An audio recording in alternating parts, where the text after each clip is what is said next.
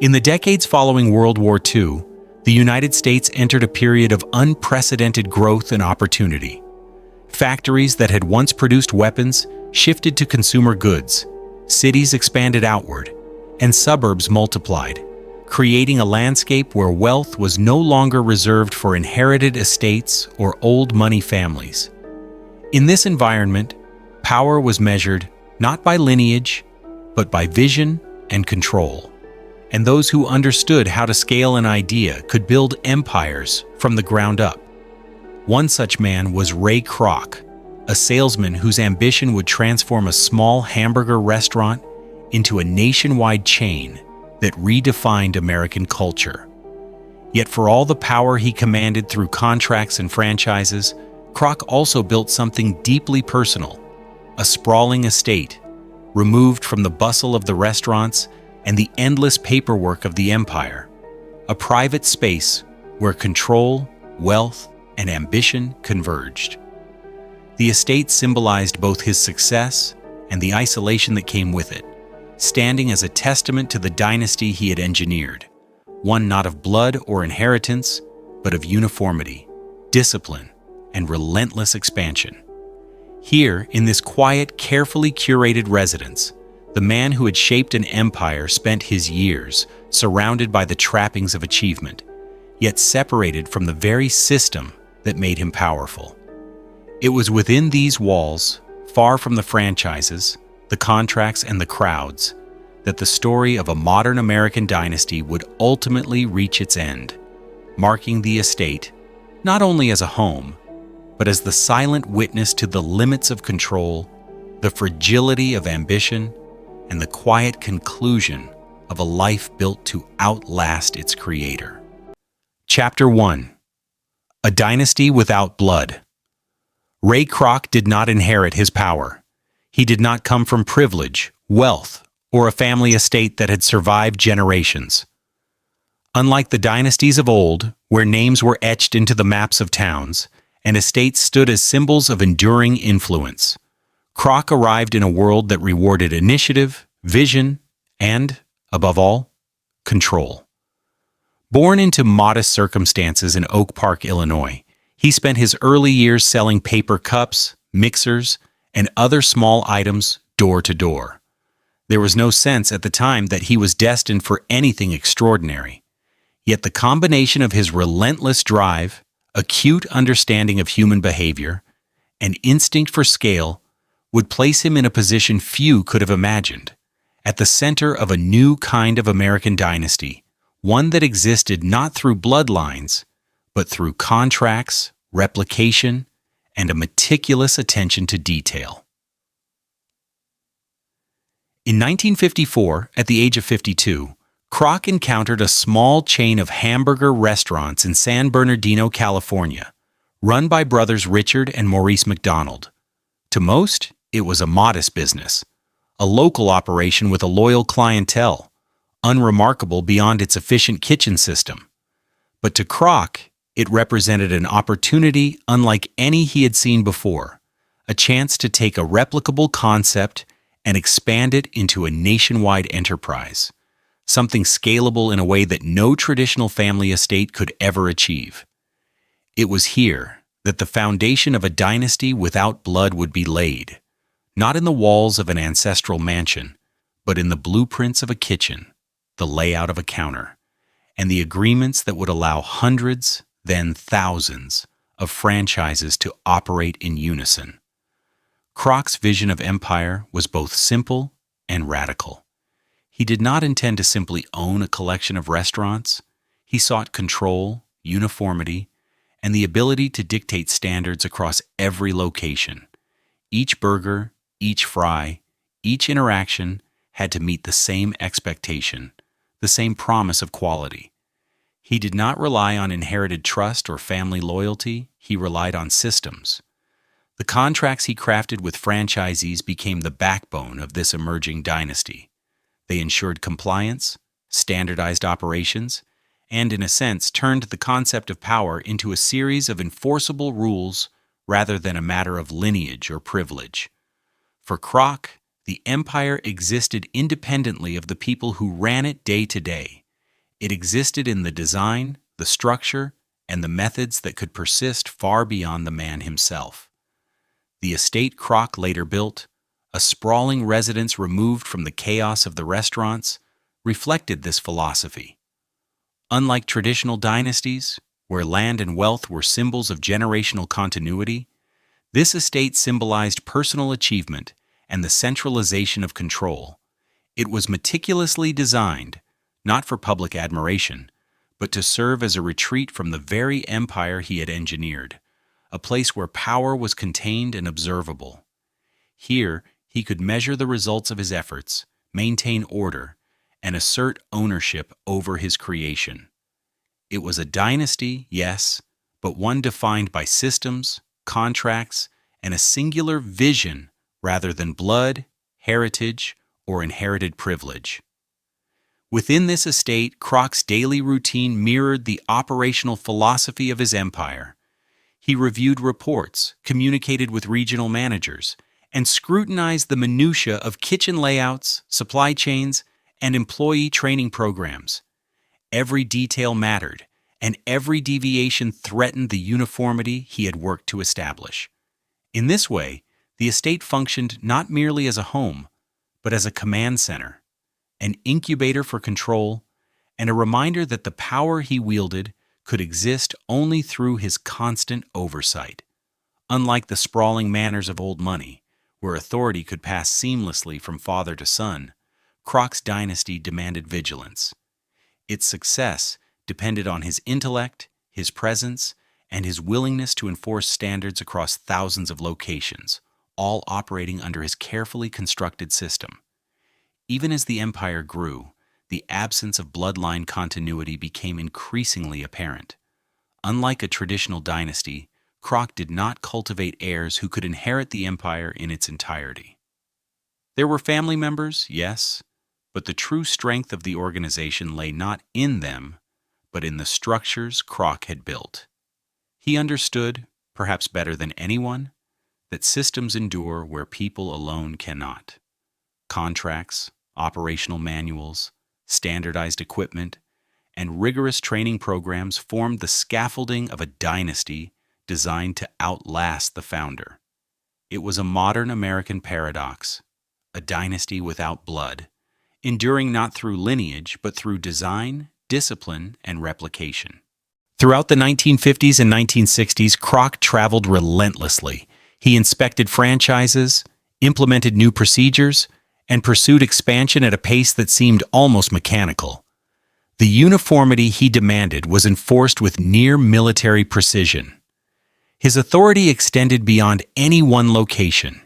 It encompassed the vision, the method, and the expectation that every restaurant bearing the McDonald's name would conform to the standards he dictated. In this way, power became abstracted, almost independent of the man himself, yet entirely dependent on the structures he had imposed. The dynasty functioned like a machine. It had been engineered to operate with minimal variance, yet it was rooted entirely in human ingenuity and oversight. By the time the empire reached national prominence, it was clear that Kroc had succeeded in something unprecedented. The McDonald's brand was not simply a chain of restaurants, it was a networked empire, a dynasty that relied on design, contracts, and replication rather than inheritance, bloodlines, or landed wealth. Every franchise, every menu item, every process was a thread in a tapestry of control, woven meticulously by a man who had started his career selling small items door to door. And at the heart of it all remained the estate, the private, isolated symbol of the dynasty's origin, and the center from which Kroc could observe and manage his creation. In retrospect, the story of this empire illustrates a profound shift in the nature of American power. Traditional dynasties, grounded in bloodlines and estates, had dominated for centuries. Kroc's vision, however, demonstrated that a dynasty could be engineered, constructed through human ingenuity, discipline, and the careful application of systems that transcended personal relationships. It was a dynasty that could exist without heirs, without inherited land, and without the social pedigree that had once defined American aristocracy. The estate, the franchises, and the contracts together formed a structure designed to endure, but unlike any old-world dynasty, it depended not on legacy, but on the singular will of a man who understood that true power comes from the ability to impose order on chaos. And so the first chapter of this modern American dynasty is defined not by lineage or blood, but by the vision, ambition, and relentless drive of a man who saw opportunity where others saw only a small hamburger restaurant. It is the story of a dynasty created from nothing, governed by rules rather than inheritance, and centralized in a sprawling estate that would bear witness to the rise of an empire unlike any that had come before in American history. Here begins the tale of a dynasty without blood. Chapter 2. The Man Who Arrived Too Late. Ray Kroc was never born into power. Unlike the aristocrats of old, whose names were etched into the annals of American history and whose estates were symbols of enduring influence, he arrived in the world without privilege, wealth, or the expectation of greatness. His early years in Oak Park, Illinois, were marked by modesty and industriousness, shaped by a family of ordinary means. Kroc's father, a Czech immigrant, labored in the hope of providing his children with stability, yet it was clear that the path to wealth and recognition would have to be carved by Ray himself. From a young age, he displayed an aptitude for sales, a relentless energy, and an uncanny ability to observe human behavior, traits that would define his later career. He moved from selling paper cups to working as a real estate agent, to playing the piano, and eventually to pushing the sales of the then obscure multi-mixer milkshake machines. Each venture provided lessons, failures, and an understanding of persistence, but none of them alone offered the scale or the opportunity that would define his life. By the early 1950s, Ray Kroc was a man who, by conventional standards, had arrived too late. The most obvious paths to wealth, industrial jobs, inherited property, or established family businesses, were dominated by old money families, insulated by generations of influence and control. He was beyond the age of youthful naivety, with decades of experience behind him, yet still outside the circles of real power. And yet, it was precisely this position, neither young nor wealthy, neither connected nor entitled, that positioned him uniquely. He understood the emerging post-war America in ways few did. He saw the rise of the suburbs, the spread of automobiles, and the increasing demand for convenience in every aspect of life. He recognized that people were not simply consuming food. They were consuming consistency, speed, and the promise of predictability. And he realized that the traditional dynasties of land and title could not exploit this new landscape. Their power was rooted in history, not systems. The pivotal moment came in 1954 when Kroc learned of a small but extraordinarily efficient restaurant in San Bernardino, California, operated by Richard and Maurice McDonald. Most observers saw nothing more than a regional curiosity, a few diners serving burgers and fries to a local clientele. But Kroc saw a blueprint. He saw a method, a system, and a reproducible concept that could be scaled far beyond its humble origins. The McDonald brothers had created what they called the speedy service system, a highly standardized approach to food preparation that emphasized speed, efficiency, and uniformity. It was a concept that, in theory, could be replicated hundreds, even thousands of times, without losing quality or consistency. To Kroc, this was the seed of a modern dynasty, one not dependent on lineage or inheritance, but on design, replication, and centralized control. Kroc's arrival at the McDonald brothers' operation was, in some ways, a late entry into a world already moving. Fast food was emerging, and the concept of franchising was gaining traction. Yet, despite entering the market later than some competitors, Kroc's unique combination of ambition, persistence, and understanding of systemization allowed him to seize the moment.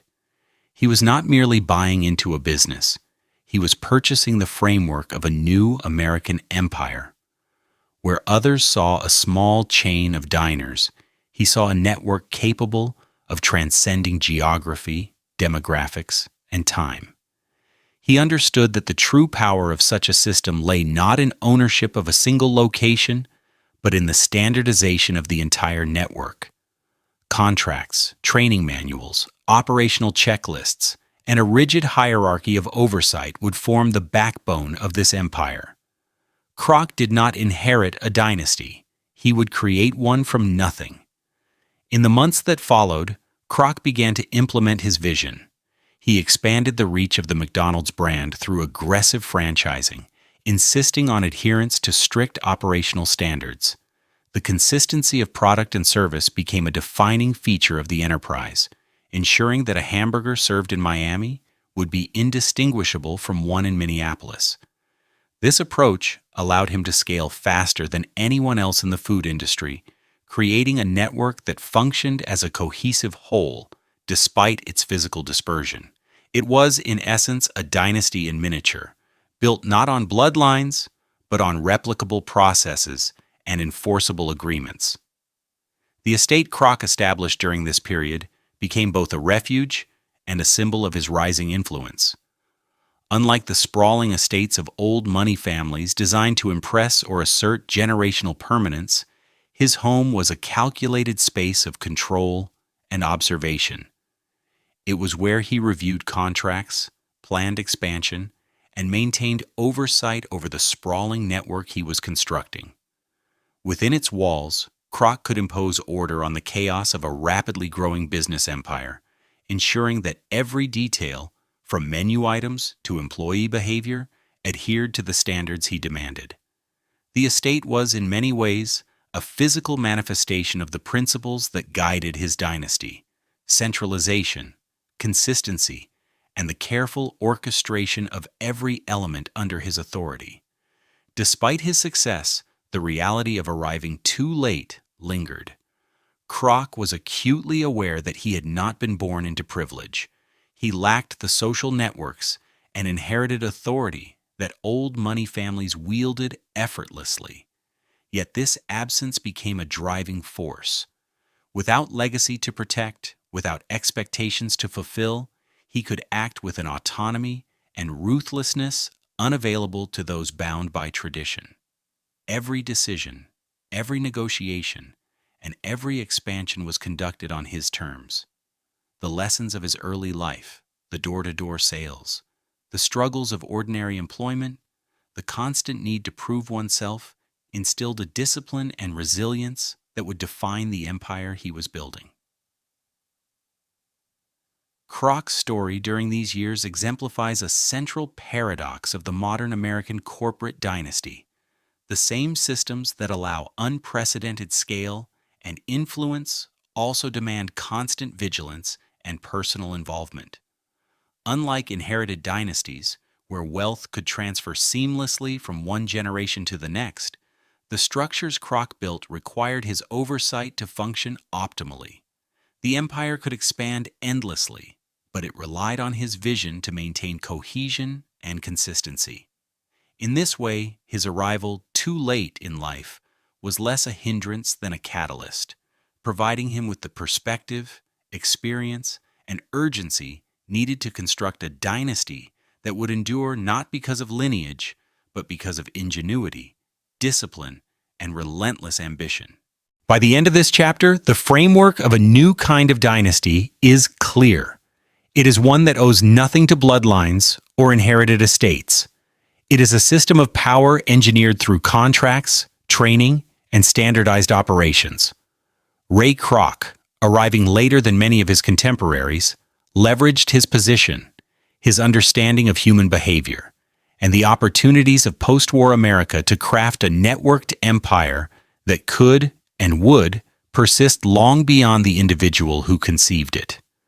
Within the estate he maintained, the principles of this dynasty were enacted daily: order, control, and uniformity, all serving as the foundation for what would become one of the most recognizable and enduring brands in American history. And so, the man who arrived too late transformed delay into advantage, absence into influence, and vision into a dynasty built not on blood, but on the principles of scale, replication, and absolute control. Chapter 3. Power Scaled Beyond Ownership. By the late 1950s, Ray Kroc had begun to realize a profound truth about the nature of power in post-war America. It could no longer be measured solely by land, property, or inherited wealth. Traditional dynasties, with their sprawling estates and family names, had long dominated American society. They conveyed authority, status, and influence through tangible holdings and the assumption of continuity across generations. Kroc, however, operated in a different paradigm. His power did not reside in a single location, a singular building, or even a private fortune.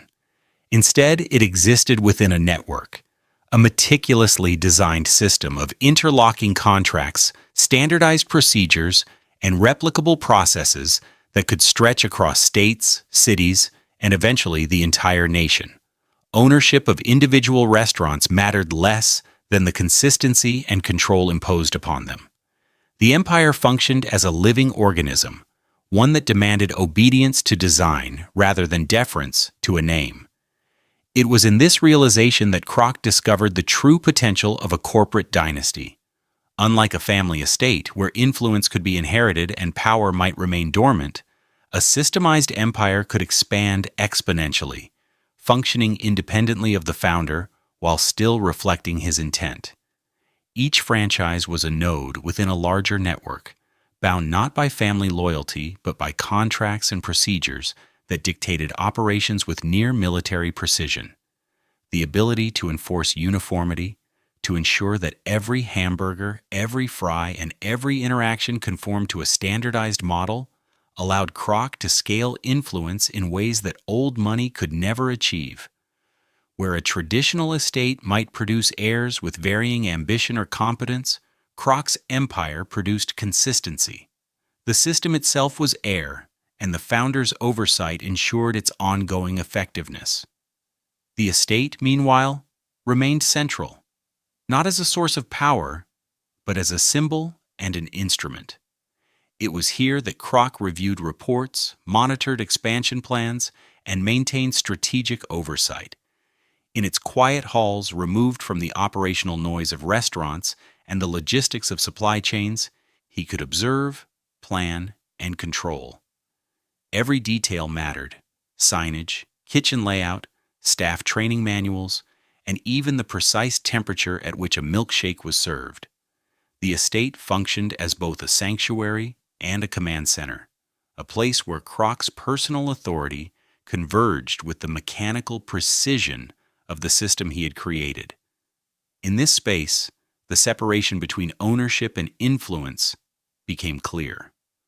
While he may have owned the property, the real power lay in the rules, procedures, and enforcement mechanisms that extended far beyond the estate's walls. Kroc's approach to scaling power was systematic, almost scientific. He instituted training programs that ensured franchisees and employees adhered to strict operational standards. He created manuals that codified every process, leaving little to chance or interpretation, and he demanded accountability, frequently visiting locations to inspect compliance, often measuring performance with an exacting eye that bordered on obsession. In doing so, he transformed what might have been a modest business opportunity into a replicable, scalable empire. Power, for Kroc, was no longer a matter of physical possession. It had become a matter of reach, influence, and the capacity to enforce uniformity. At the same time, the underlying logic of the empire revealed an inherent paradox. Unlike traditional estates, which could pass down a family name or property through generations, Kroc's network relied on systems rather than people. Individual restaurants could thrive or fail, but the network as a whole would continue, maintained by the standardized procedures and contracts that defined its operation. The dynasty was abstracted, existing in process rather than person, in structure rather than lineage. Kroc's genius lay in understanding that the endurance of power required the abstraction of authority. Ownership alone was insufficient. Influence needed to be codified, scalable, and replicable. The estate itself became a microcosm of this philosophy. Every decision made within its walls echoed throughout the empire. Every contract signed, every policy implemented, and every operational standard set here resonated in thousands of kitchens across the country. The estate was both a reflection of personal achievement and a practical hub of power. Kroc understood that real authority in a corporate dynasty was not demonstrated by the size of one's home or the luxury of possessions, but by the ability to control outcomes on a national scale. In this sense, the estate was less about grandeur and more about function, embodying the principle that influence could transcend the limits of ownership. By scaling power through systems, Kroc reshaped the concept of wealth and authority. Money, while important, was no longer the primary measure of success. Influence, consistency, and the ability to replicate a vision became the true markers of a modern dynasty. He turned abstract principles into tangible results, demonstrating that control could extend far beyond the boundaries of land or property. The McDonald's network became a living illustration of this philosophy, an empire whose strength derived not from inherited estates or social standing, but from meticulous design, operational discipline, and the relentless enforcement of standards. This chapter of Kroc's life also highlights the cost of such power. Absolute control required constant vigilance, a willingness to intervene at every level, and a personal investment that blurred the line between professional obligation and personal life. The estate, though a place of retreat, became inseparable from the work of empire, housing strategies, evaluations, and decisions that would affect countless locations and thousands of employees. Kroc's ambition demanded that he be ever present in both thought and oversight, ensuring that the dynasty he had built functioned with precision regardless of who was physically present in any given restaurant. The true lesson of this period lies in the transformation of authority itself.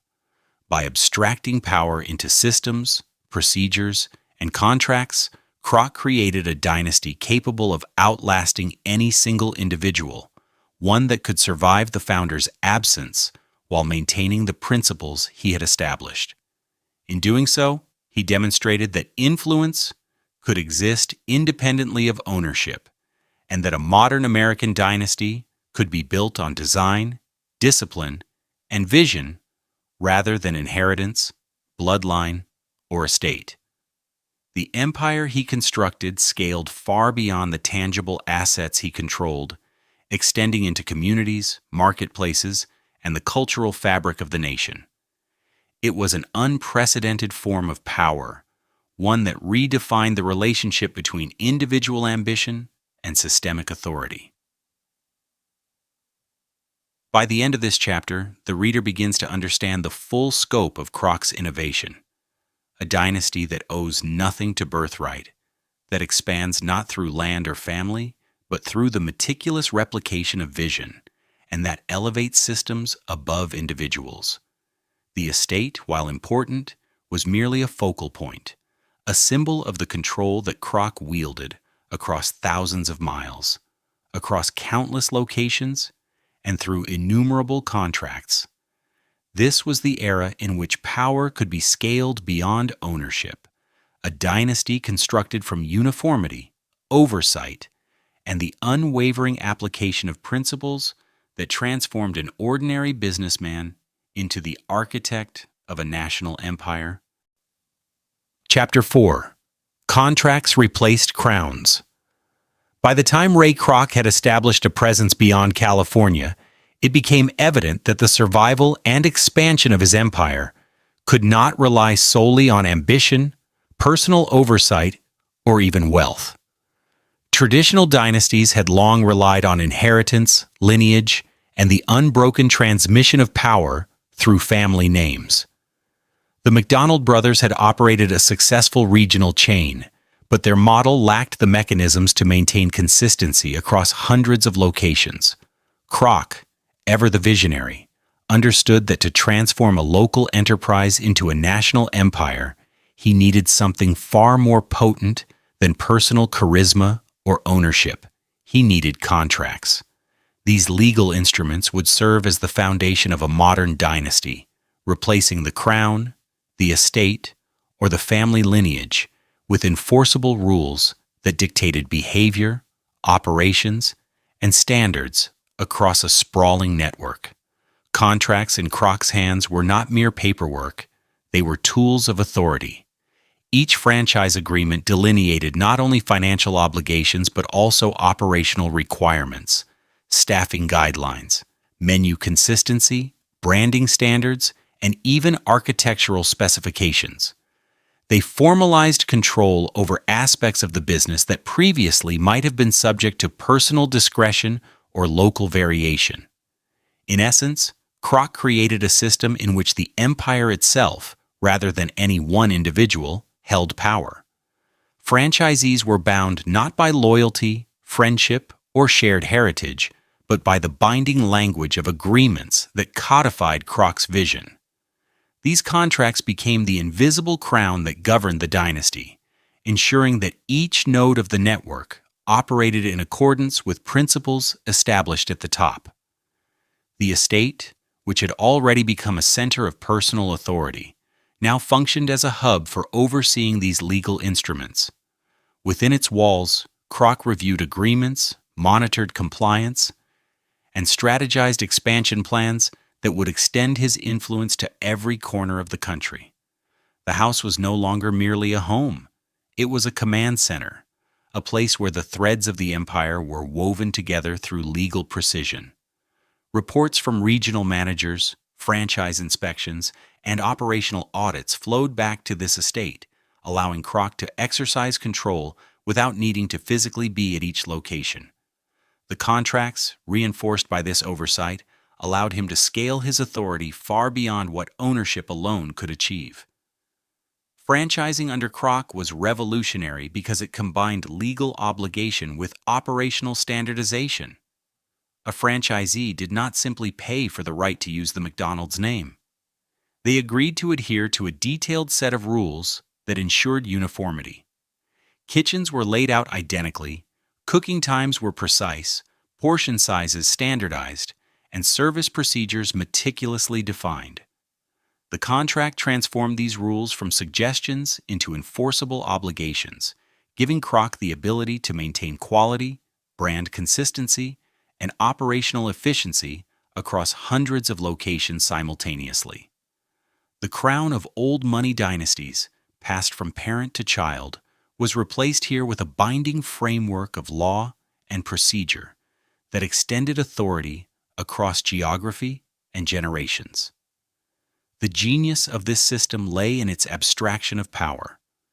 Kroc understood that true influence did not reside in a single location, a physical property, or even personal relationships with franchisees. It resided in the system itself, the network of contracts, procedures, and enforcement mechanisms that ensured compliance. Authority became codified, transferable, and scalable. A franchise could operate thousands of miles away in an entirely different social and economic context, yet still function as an integral part of the dynasty, because the contract dictated behavior, enforced standards, and preserved uniformity. The individual franchisee might change, the staff might rotate, but the system endured. It was a dynasty not of blood, wealth, or estate, but of enforceable law and standardized practice. The estate itself, in this context, remained a symbol and an instrument. Kroc's daily life revolved around it. not as a residence for leisure, but as the nerve center from which contracts were drafted, refined, and enforced. Meetings with lawyers, accountants, and regional managers occurred within its walls, each discussion further solidifying the network's integrity. The home reflected the philosophy of the empire. Every detail mattered, every element was controlled, and every decision contributed to a broader system that would outlast the man himself. In this way, Kroc's estate mirrored the contracts he wielded, precise, controlled, and essential to maintaining the empire's cohesion. Legal authority also allowed Kroc to navigate conflicts with the McDonald brothers and other potential competitors. Where traditional heirs might inherit power through blood or custom, Kroc leveraged contractual control to assert dominance. Disputes over territory, operational methods, or branding were resolved through the agreements he had meticulously drafted, giving him leverage that no personal inheritance could match. The contracts formalized hierarchy and ensured compliance, transforming what might have been a small family operation into a cohesive, enforceable network. They were not merely rules, they were the backbone of the dynasty. This period also highlighted a key characteristic of corporate power in post-war America, the ability to abstract authority from individuals. Where old dynasties relied on the competence, ambition, or morality of heirs, Kroc's network relied on enforceable obligations, training manuals, and standardized systems. Power was embedded in process rather than person, ensuring continuity and minimizing the risk of failure due to human error or personal weakness. In this sense, contracts replaced crowns in both symbolism and function.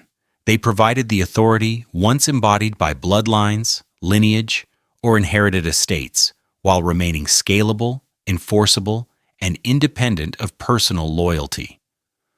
Kroc's approach fundamentally redefined the concept of a dynasty. It was no longer about inherited privilege or the accumulation of property. It was about influence, reach, and the ability to enforce standards across a vast network. Each franchise, each employee, and each operational detail was bound to a system designed to maintain uniformity and extend power. The estate, as a command center, reinforced this system, allowing the founder to observe, measure, and intervene as necessary. Through contracts, Kroc created an empire that could outlast him, a networked dynasty that required oversight but not lineage. By the end of this chapter, it becomes clear that Kroc's genius lay in recognizing that the mechanisms of authority could replace the symbols of traditional power. Crowns, inherited wealth, and estates were no longer prerequisites for influence. Through carefully drafted contracts, rigorous enforcement, and meticulous standardization, he had engineered a dynasty that could scale across geography, demographics, and time. Authority had been abstracted, codified, and extended, demonstrating that the modern corporate dynasty was not inherited. It was built, maintained, and expanded through legal and operational mastery. In this way, Kroc's empire represents a turning point in the history of power, where influence and control became more enduring than ownership, and where a man who arrived too late could, through contracts alone, replace crowns and redefine the very nature of American dynasties. Chapter 5. The Estate at the Peak of Power. By the mid-1960s, the McDonald's empire had expanded far beyond what anyone could have imagined. Thousands of locations spanned the United States, each operating with a precision and uniformity that was unparalleled in the food industry. Ray Kroc had transformed a modest regional operation into a national network, a dynasty built not on lineage, but on contracts, procedures, and meticulous oversight. Yet amid this sprawling enterprise, the physical manifestation of his personal authority remained concentrated in one place, his estate. It was a sprawling residence, removed from the operational noise of restaurants and the daily demands of expansion, yet intimately connected to the functioning of the empire. Within its walls, Kroc could observe, plan, and control, and it stood as a symbol of the power he wielded, a tangible marker of the dynasty he had created. The estate itself was designed with purpose. It was not ostentatious in the sense of old money mansions meant to impress neighbors or assert social dominance. Instead, every element served both function and symbolism.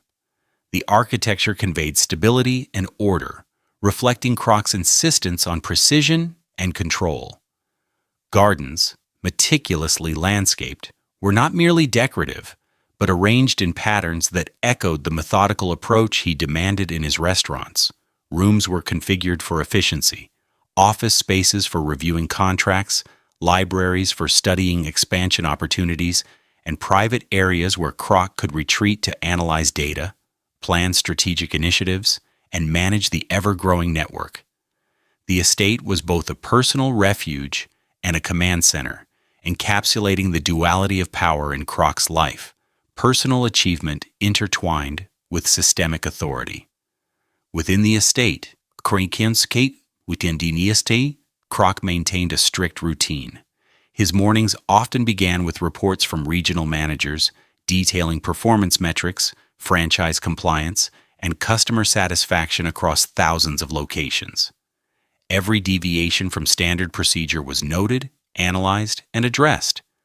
Meetings with legal advisors, accountants, and franchise representatives were frequent, conducted with an intensity that emphasized accountability and oversight. The estate became the nerve center for the empire, where decisions made in private echoed throughout the national network, influencing the operations of countless franchises.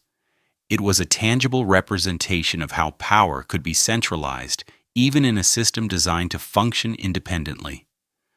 The symbolism of the estate extended beyond its operational role. In an era dominated by old money, inherited wealth, and sprawling family dynasties, Kroc's home embodied a different model of authority. It was a personal domain that communicated success, yet its significance lay not in inheritance or bloodline, but in the ability to translate vision into systemic power. Whereas traditional estates relied on lineage to sustain their influence, Kroc's relied on design, oversight, and enforcement. The walls of the estate, the carefully curated surroundings, and the spaces dedicated to strategic planning were all instruments of governance, a reminder that a modern dynasty could be constructed, maintained, and projected without the trappings of conventional aristocracy. Isolation was a defining feature of the estate. While Kroc's empire reached into every city, town, and suburb, his personal space was deliberately separated from the noise of expansion. The estate allowed him to maintain perspective, to exercise authority without distraction, and to plan the next phases of growth with clarity. In this sense, the property functioned as both a sanctuary and a locus of control. The separation reinforced the principle that power need not be visible to be effective. Authority could be exercised quietly through the management of systems, contracts, and standardized procedures. Here, Kroc's influence was absolute, even if the estate itself was physically removed from the daily operations of the network. The peak of power, as represented by the estate, also highlighted the paradox of corporate dynasties. Unlike traditional family-based empires, where authority could be inherited and wealth passed down, Kroc's power was contingent on vigilance, oversight, and continual engagement. The estate symbolized this duality. It was both a home and a hub, a place of personal achievement and a center of systemic governance. Every contract signed, every policy enforced, and every operational procedure developed within its walls reinforced the functioning of the empire beyond its physical boundaries. The estate was simultaneously personal and institutional, reflecting the intertwining of individual ambition with the mechanisms of modern corporate control. Within the estate, Kroc also confronted the realities of human ambition and the limitations of influence. Franchisees were autonomous in their daily operations, yet bound by contracts that ensured conformity. Employees rotated, managers changed, and yet the empire endured. The estate was the space where these dynamics were monitored and managed, where Kroc's strategic interventions ensured cohesion across a complex, distributed network. His personal presence was less about direct management of individuals than about maintaining the integrity of the system itself. The estate, therefore, was the anchor point, a central node from which the dynasty could function reliably and predictably, even as it expanded beyond his immediate reach. The psychological impact of the estate cannot be overlooked.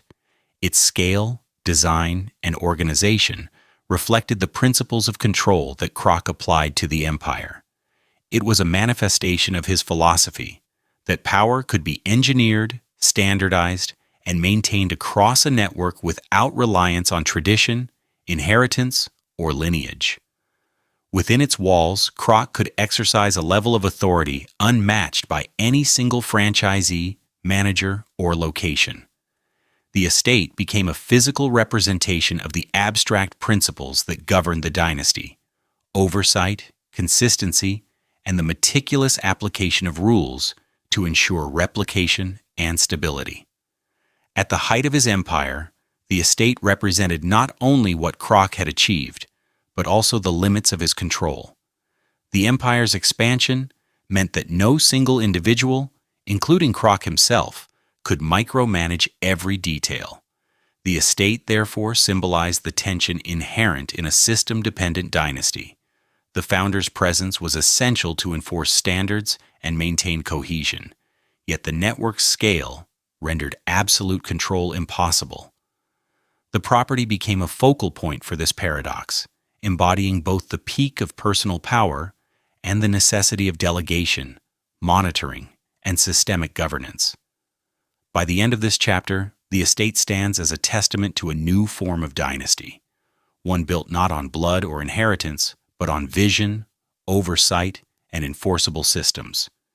It demonstrates how authority can be centralized in a single location while simultaneously projected across thousands of nodes in a vast network. The estate is at once a home, a command center, and a symbol, a peak of power from which Ray Kroc exercised influence, maintained consistency, and ensured the endurance of an empire that would redefine American culture and the nature of modern corporate authority. In its halls, the convergence of personal achievement and systemic control becomes tangible, illustrating how a dynasty can exist, thrive, and reach its apex without relying on crowns, lineage, or traditional inheritance. Chapter 6. When Control Felt Absolute. By the early 1970s, Ray Kroc had reached a point that few individuals in American business history could claim: near total control over a vast and intricate network of restaurants. Thousands of franchises stretched across the nation, each operating with the precision and uniformity that Kroc demanded. In many ways, it was the realization of a lifelong ambition, a corporate empire that functioned not through inherited authority, wealth, or lineage, but through meticulously crafted systems, contracts, and standardized procedures. Every burger, every fry, and every interaction reflected the principles Kroc had instilled decades earlier. At this stage, his influence seemed absolute.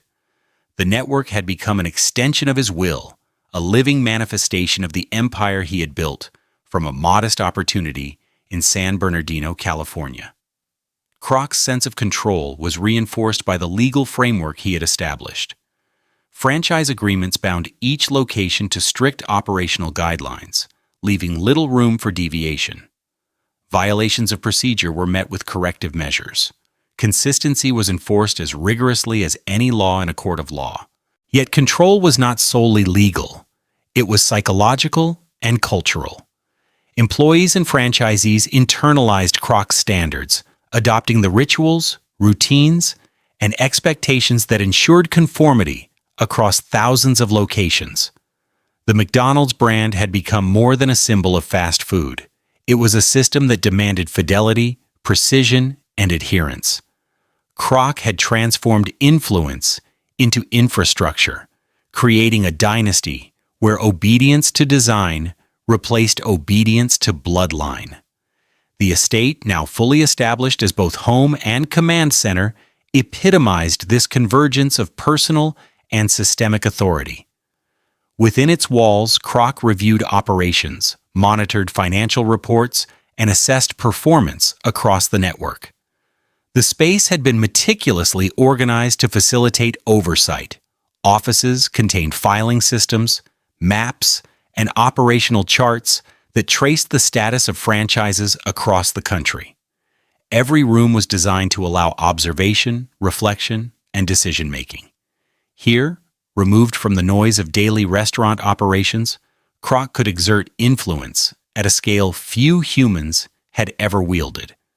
The estate represented both the apex of personal power and the functional center of a system whose reach extended far beyond its walls. Despite the appearance of absolute control, subtle tensions began to emerge within the empire. Franchisees occasionally resisted mandates, pushing back against the rigidity of the system. Operational inconsistencies, though rare, revealed vulnerabilities in the network.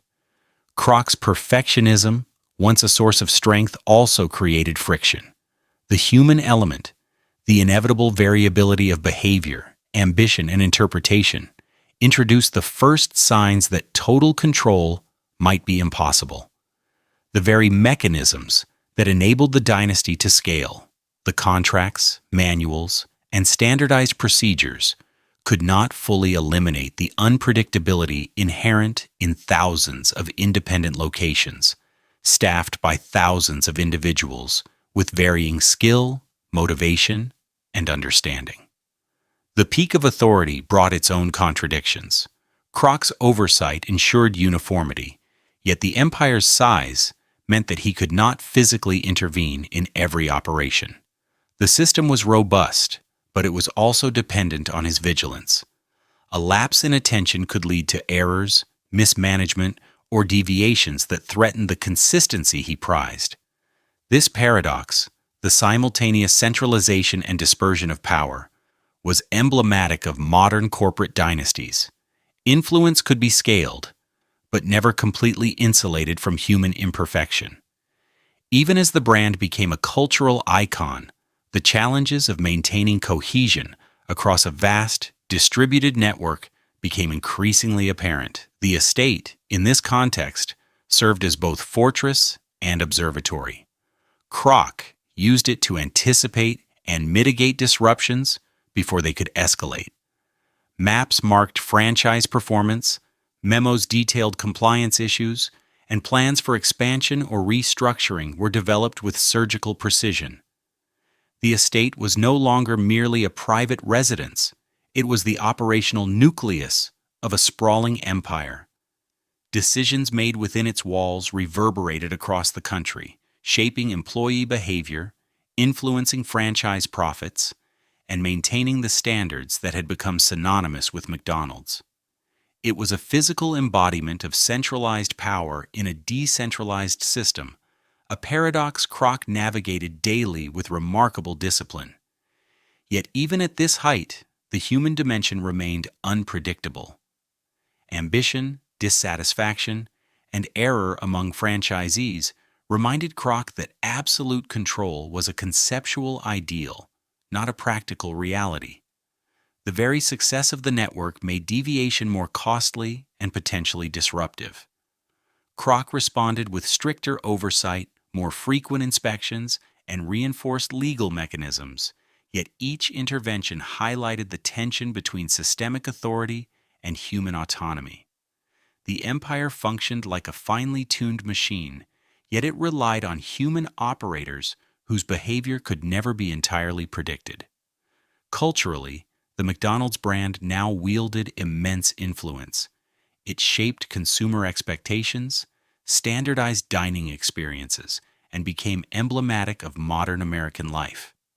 The empire's reach extended beyond revenue. It affected habits, norms, and even social behavior.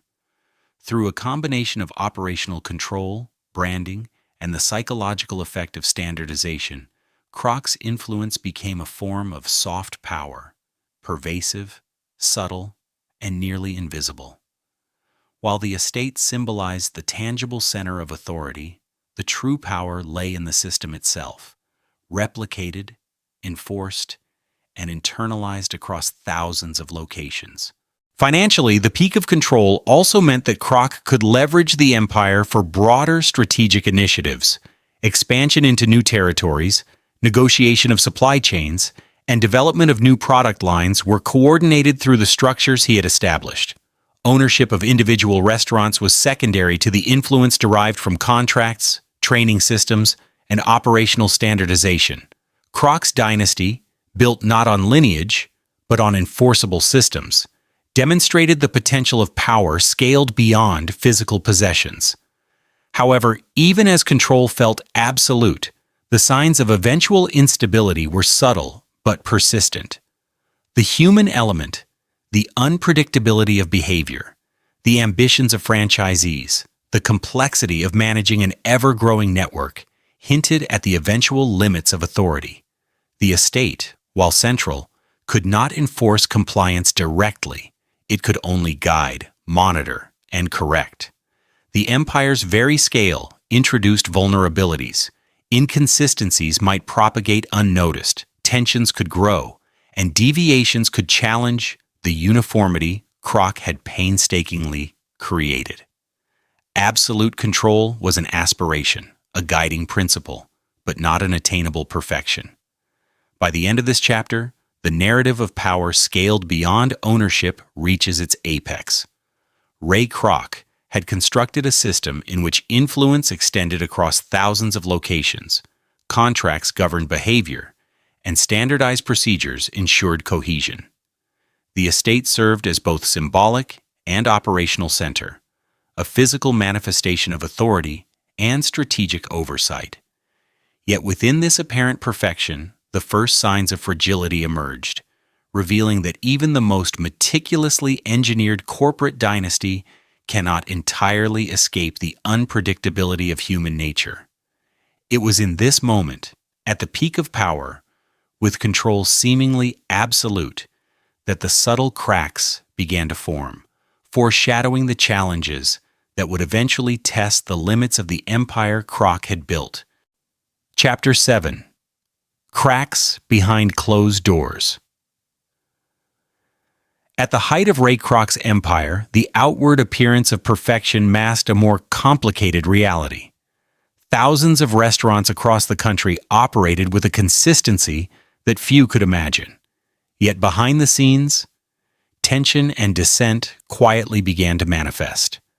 The very mechanisms that had enabled Kroc to scale influence, the contracts, the standardized procedures, and the centralized oversight, also introduced friction, exposing vulnerabilities inherent in any system that relied on human compliance.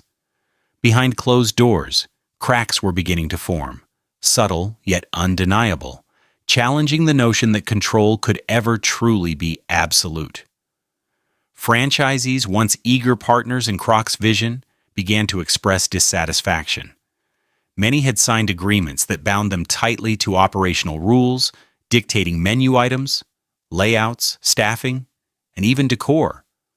The contracts were clear, enforceable, and in theory, unassailable. Yet the reality of running a business within such strict parameters produced friction. Some franchise owners resented the intrusion, the lack of autonomy, and the sense that their individuality was secondary to the brand's uniformity. Disputes over operational procedures, profit margins, and expansion territories occasionally escalated into legal battles. Kroc, ever vigilant, navigated these conflicts with the precision of a general managing a battlefield, yet the very presence of dissent revealed that even the most meticulously designed system could not erase human ambition or resistance. Within the estate, Kroc confronted these challenges daily. Reports detailing franchise violations, financial discrepancies, and employee turnover arrived constantly. Meetings with lawyers, regional managers, and auditors consumed hours, often leaving little room for reflection or respite. The estate, previously a symbol of power and control, began to reflect the increasing burden of oversight. Rooms once dedicated to strategic planning became operational war rooms, filled with spreadsheets, memos, and performance charts. Kroc's personal time shrank as the demands of maintaining systemic cohesion grew. The physical space of authority mirrored the psychological strain. The more the empire expanded, the more the cracks required attention, and the more the estate became a locus for containment rather than inspiration. The human factor was not limited to franchisees.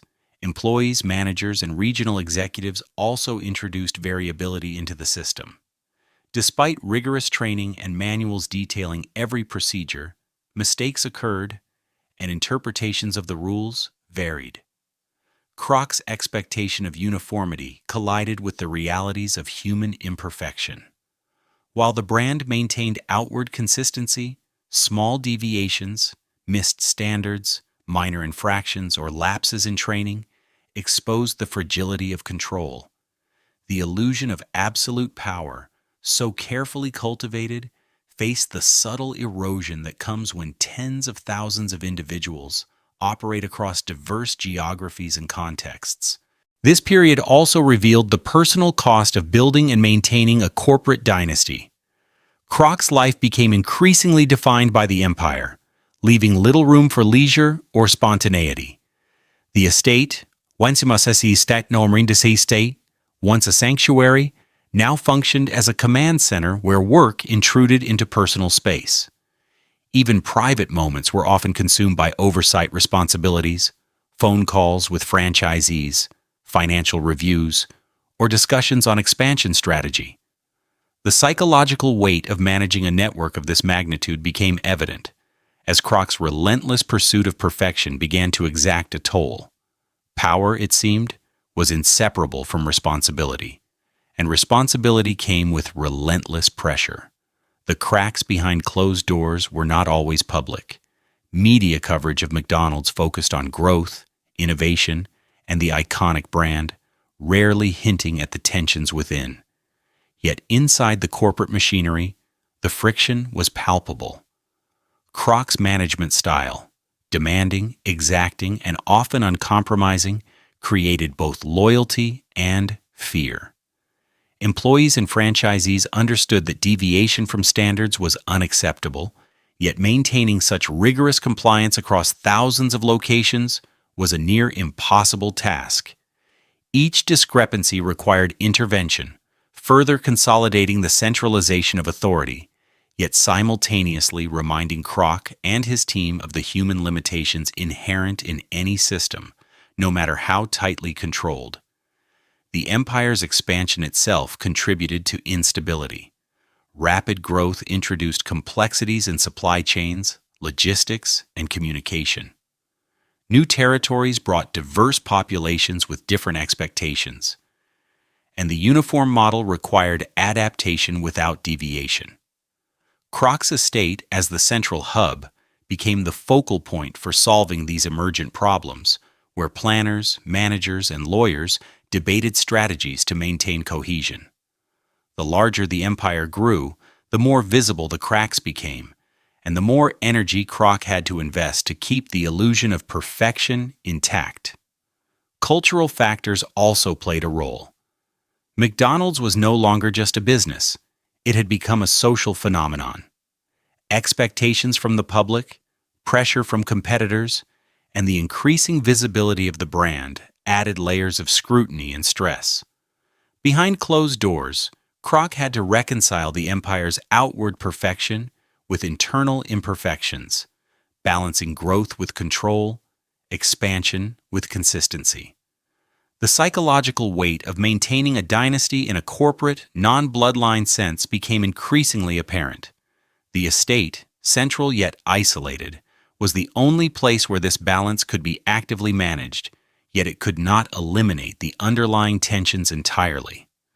Despite these pressures, Kroc persisted, doubling down on systems, oversight, and the enforcement of contracts. He traveled extensively, inspecting restaurants personally, enforcing compliance, and meeting with franchisees to resolve disputes. His attention to detail, relentless scrutiny, and insistence on uniformity became both the glue that held the empire together and a source of further tension.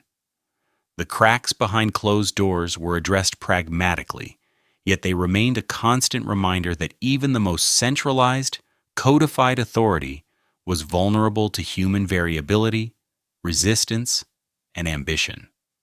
By the end of this chapter, the narrative of absolute control begins to fracture. The McDonald's empire remains vast, profitable, and remarkably consistent, yet the first visible signs of strain appear.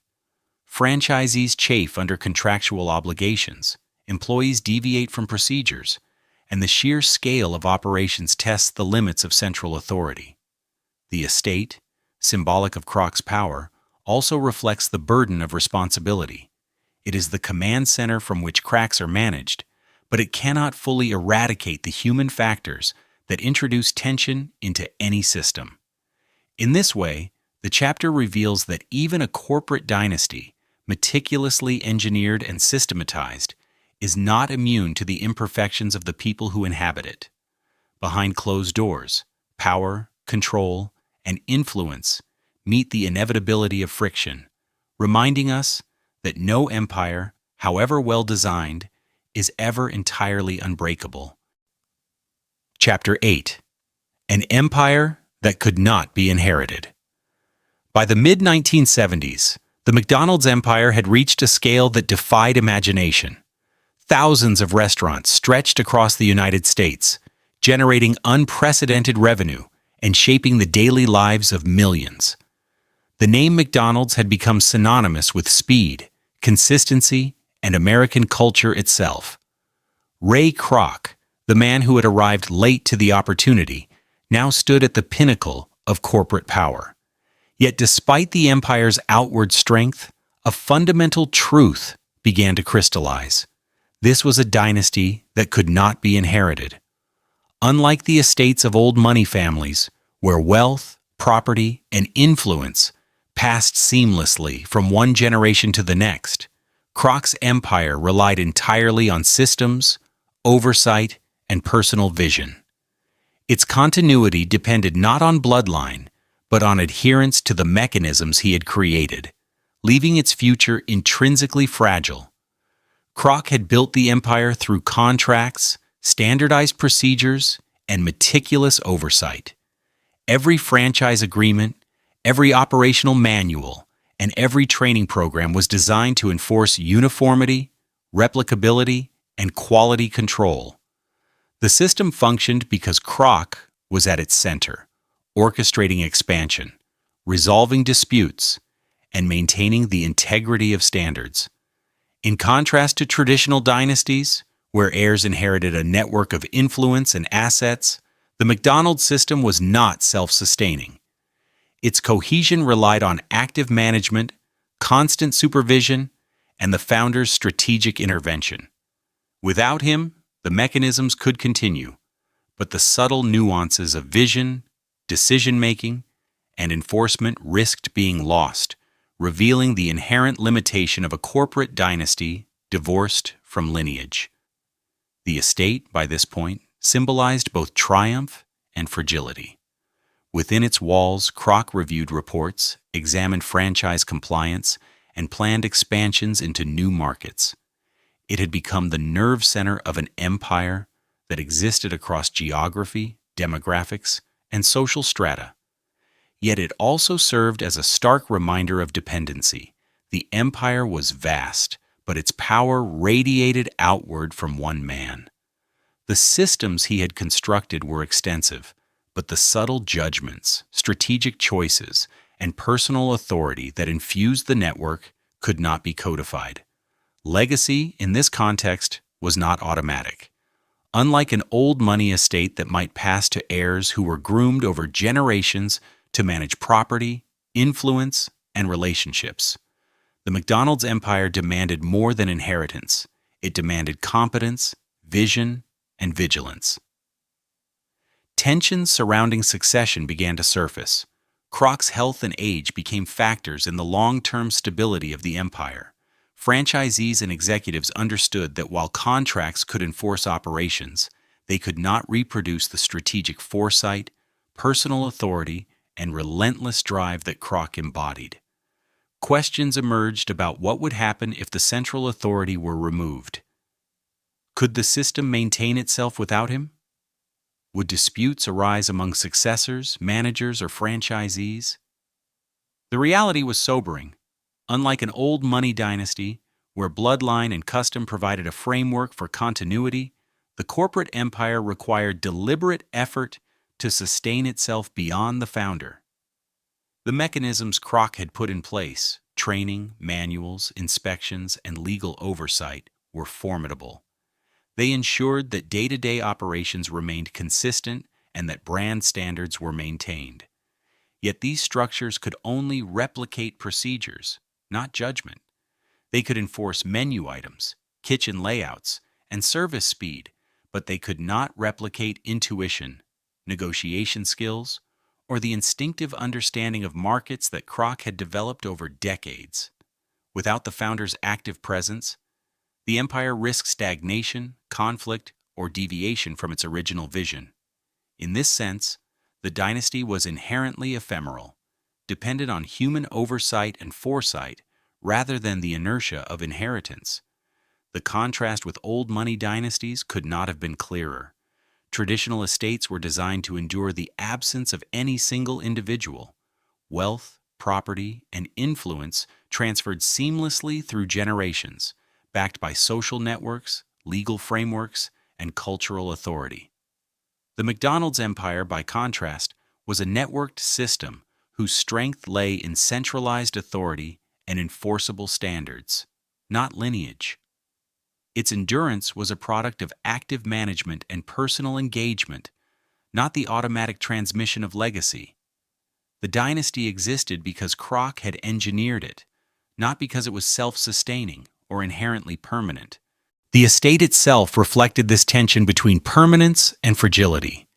Grand, meticulously maintained, and carefully organized, it symbolized achievement and power. Yet it also highlighted the dependency of the empire on a single individual. Every report reviewed, every decision made, every strategic adjustment within the estate contributed to the empire's continued coherence. The absence of the founder, even momentarily, could introduce risk. Contracts could enforce compliance, but they could not reproduce judgment. Systems could ensure consistency, but they could not replicate vision. Kroc's presence was both the foundation and the safeguard of the empire, underscoring the limits of power divorced from personal oversight. During this period, Kroc also reflected on the nature of legacy. The contrast between his corporate dynasty and traditional old money estates was instructive. Whereas old money families were embedded in communities, history, and social networks, Kroc's empire was functional, transactional, and procedural. Its influence was immediate, pervasive, and powerful, yet it lacked the permanence conferred by social embeddedness and inheritance. The empire could outlast individuals only if its systems were rigorously maintained and its standards continually enforced. Without this active maintenance, cracks could appear, alliances could shift, and deviations could propagate through the network, eroding the uniformity that defined the brand. This chapter underscores a fundamental paradox of modern corporate dynasties. They can wield influence and scale at levels unimaginable in traditional estates, reshaping culture, commerce, and society. Yet they are inherently more fragile, dependent on personal authority, operational oversight, and systemic fidelity. Ray Kroc's empire demonstrated both the possibilities and the limitations of this model. It was a dynasty that could dominate, define a cultural moment, and create immense wealth, but it was not self-perpetuating. Its continuity relied on deliberate effort, strategic intervention, and the personal vision of the founder. By the end of this chapter, the reader understands that the McDonald's empire, for all its reach and power, could not be inherited in the traditional sense. The systems Kroc built were enduring in structure, yet dependent on human judgment and engagement for their ongoing success. Legacy, in this context, was neither automatic nor guaranteed. The dynasty existed because of engineering, oversight, and personal authority, not because of blood, inheritance, or lineage. It was a modern American dynasty, a networked empire that could dominate its era, but demanded constant vigilance to endure beyond its founder. In this sense, the empire was both extraordinary and impermanent, a testament to ingenuity and ambition, yet a reminder of the limitations of influence in a world that does not guarantee continuity without human intervention. Chapter 9. Where the Dynasty Ended. As Ray Kroc approached the twilight of his life, the McDonald's empire had grown to a scale few could have imagined. The network spanned thousands of locations, stretching across continents, yet for all its vastness, the nature of the dynasty was changing. The founder's personal authority, which had once been the driving force behind expansion, standardization, and cohesion, was no longer absolute. The systems he had painstakingly built continued to function, but the human element, Kroc himself, was gradually receding. The dynasty, once synonymous with his will, was transitioning into something larger than the man, a corporate organism capable of surviving without the constant intervention of its architect. The estate, once a hub of strategy, oversight, and personal command, had assumed a different role. Its halls, offices, and libraries that had reverberated with Kroc's meticulous attention to detail now echoed with a quieter authority. Reports continued to arrive, operational data was still analyzed, and meetings were held with managers and advisors, yet the estate no longer symbolized the absolute command it once had. It was still central to the empire, but the peak of personal power had passed. The physical manifestation of authority remained impressive, yet it had become a monument to a dynasty that was, in a sense, concluding. This conclusion was not abrupt. The McDonald system, founded on contracts, manuals, and standardized procedures, ensured continuity even as Kroc's personal engagement diminished. Franchisees continued to operate under established rules, training programs maintained consistency, and inspections enforced quality. Yet the psychological and symbolic weight of the founder's presence could not be replicated. Where once Kroc's decisions had dictated outcomes, the network now relied on the procedures themselves. Influence was embedded in systems rather than individuals, signaling a shift from a founder-led dynasty to a corporate machine. The human author of the empire was no longer at the center. The architecture of control had become self-sustaining, yet subtly devoid of its original force. Behind the scenes, tensions that had been managed or contained during Kroc's peak began to surface more openly. Franchisees occasionally challenged interpretations of contracts, employees questioned procedural nuances, and executives debated strategic priorities without the unifying authority of the founder to arbitrate. The cracks that had emerged years earlier, during the period of near total control, became more pronounced. They did not signal collapse, but they marked the end of an era in which Kroc's will alone could resolve every dispute and direct every operational decision. The empire had transitioned from personal domination to systemic governance. Kroc's health and advancing age played a pivotal role in the ending of the dynasty as he had known it. The vigor and relentless attention that had allowed him to maintain control over thousands of locations were inevitably diminished. While the estate remained a center for decision-making, it could not contain the founder's diminishing physical presence. The symbolic authority of the house, once an extension of Kroc's personal power, now served as a reminder that empires built on individual vision have temporal limits. The system endured, but the human force behind it was entering its final chapter. The transition of power was subtle but transformative. Kroc had designed the empire to be replicable, standardized, and legally enforceable, which allowed for operational continuity. The contracts that had once reinforced obedience to his vision now ensured that franchisees could continue functioning without daily intervention.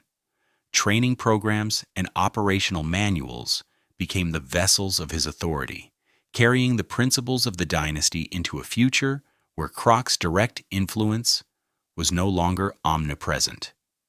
The network continued to expand, yet the personal imprint of the founder, his strategic instinct, his relentless oversight, his psychological authority, was necessarily fading. Culturally, the McDonald's brand had become independent of its founder. Consumers recognized the logo, the products, and the experience, but few associated them with the man who had orchestrated the empire. The dynasty, in the public eye, was institutional rather than personal. The estate, now largely symbolic, stood as a relic of the era when Kroc's will drove expansion and controlled every detail. Within its walls, memories of strategic meetings, legal battles, and operational inspections persisted, but the living force behind those decisions was diminishing. The empire had outgrown the necessity of a singular, active commander. The ending of the dynasty was also philosophical. Ray Kroc had succeeded in creating a corporate entity that could function, expand, and thrive without relying on personal loyalty, family, or inheritance. This was a modern American dynasty, scalable, codified, and systematized, yet inherently impermanent in the human dimension. Unlike old money estates, which could be inherited across generations with continuity of influence, Kroc's empire demanded engagement, interpretation, and oversight to maintain its cohesion. As he stepped back, the contrast became stark. The founder's era concluded, even as the enterprise itself continued. The human dynasty had ended. The institutional dynasty persisted. Within the estate, the final years of Kroc's involvement were marked by reflection and subtle shifts in authority. Advisors, executives, and managers assumed greater responsibility, guided by the frameworks he had established. Strategic decisions continued, yet the direct imposition of his will had waned. The estate, once a nerve center of absolute command, became a symbol of the passage from founder-centric leadership to enduring corporate structure. It embodied both the power that had been exercised within its walls and the reality that such power was transient when tied to a single individual. The narrative of Kroc's dynasty ends not with collapse, but with transformation. The founder's authority had been the lifeblood of the empire, yet the systems he constructed allowed it to continue operating, expanding, and influencing millions. The estate, as the physical locus of this power, remained a monument to achievement, precision, and control. Yet it also marked the boundary between human command and institutional endurance. The McDonald's empire persisted beyond Kroc's personal involvement, yet the era in which a single man could command every facet of the operation had concluded. By the close of this chapter, the reader sees that dynasties can take many forms. Traditional estates pass through inheritance. Corporate dynasties rely on design, oversight, and enforceable systems. Kroc's empire demonstrated the extraordinary reach of human ambition, yet it also underscored the limits of personal authority. The dynasty ended not in chaos, but in transition, from the reign of a singular visionary to the continuation of a system capable of surviving without him. The estate, central to this story, became a monument to both achievement and the inevitable passage of power. In its halls, the echoes of a founder's will persisted, even as the empire itself moved forward into a future where the man was no longer absolute, but the legacy of his vision endured. Chapter 10. after the founder. The passing of Ray Kroc marked the end of an era defined by singular vision and personal oversight. For decades, the empire he had meticulously constructed had relied on his relentless drive, his strategic foresight, and his uncompromising enforcement of standards. The estate, once a bustling command center, now stood as a silent witness to the conclusion of a chapter in American business history. Yet while the man was gone, the mechanisms he had established, the contracts, the training systems, and the operational standards remained firmly in place.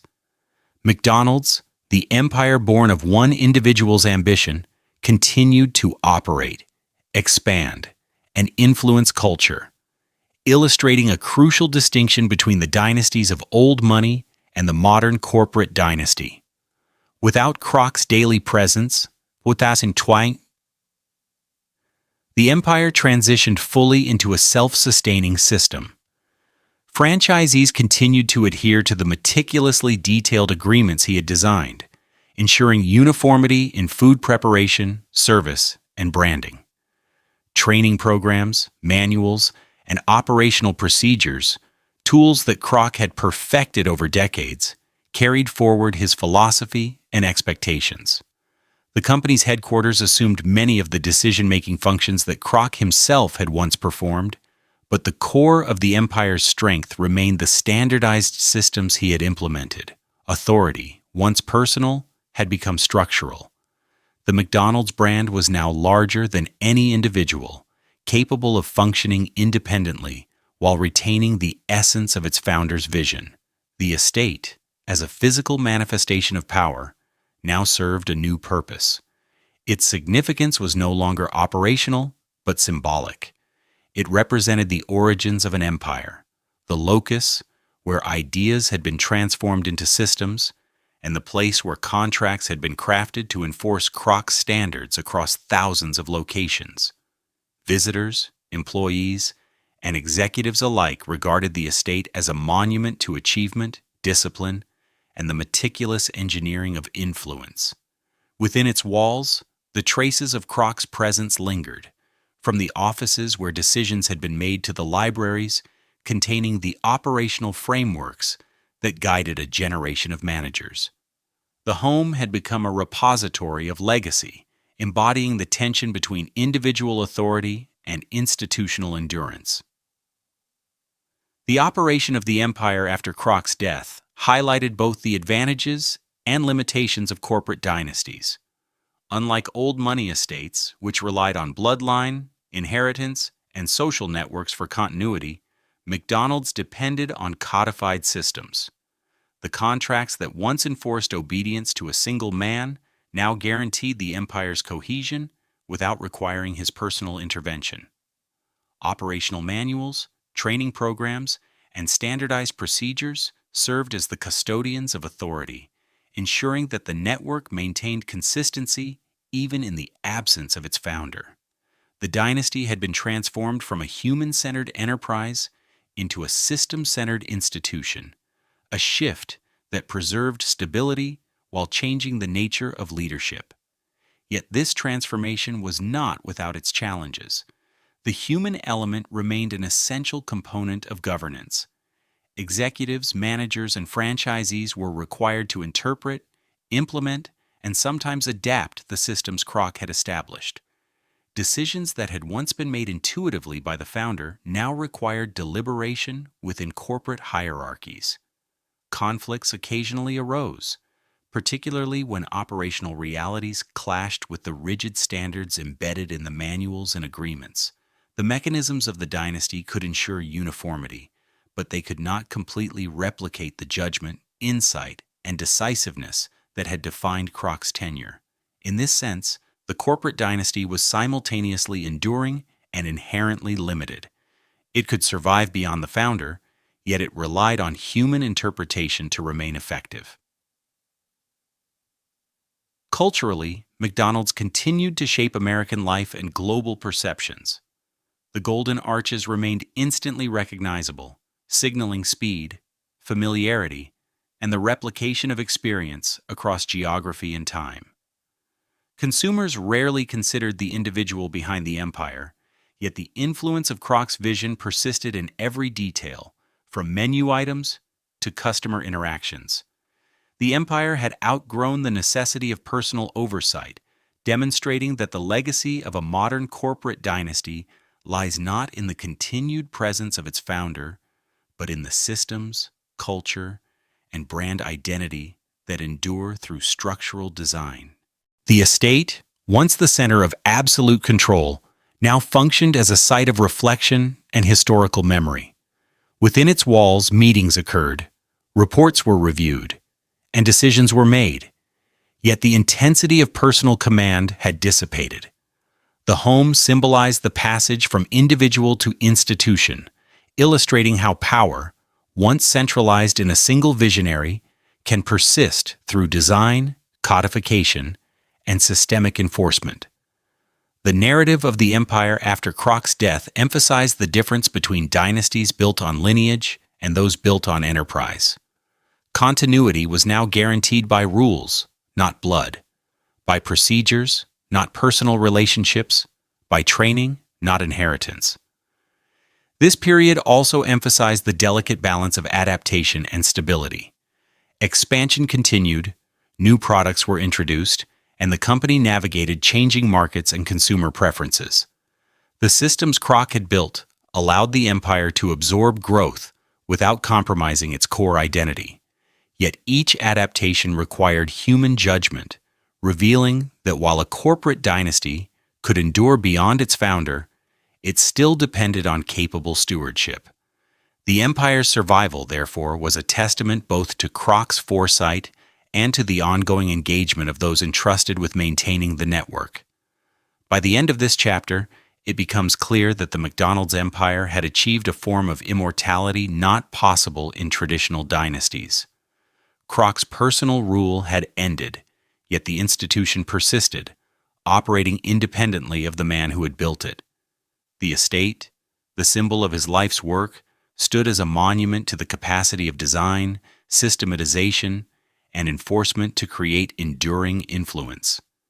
The empire had transitioned from personal vision to institutional legacy, illustrating that modern dynasties are no longer defined by lineage or inheritance, but by the ability to encode authority, standardize practice, and institutionalize culture.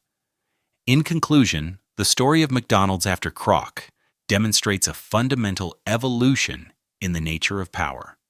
Dynasties no longer require crowns, bloodlines, or inherited estates to endure. Authority can be codified, influence scaled through systems, and legacy maintained through procedures and standards. Ray Kroc's vision persisted not because he remained present, but because he had engineered the structures that allowed it to continue. The corporate dynasty, born of one individual's ambition, had become larger than any single person, enduring as a testament to the possibilities and limitations of modern American enterprise. The estate, silent yet monumental, remained the anchor of that legacy, a reminder that empires can outlive their founders, not by inheritance, but by design.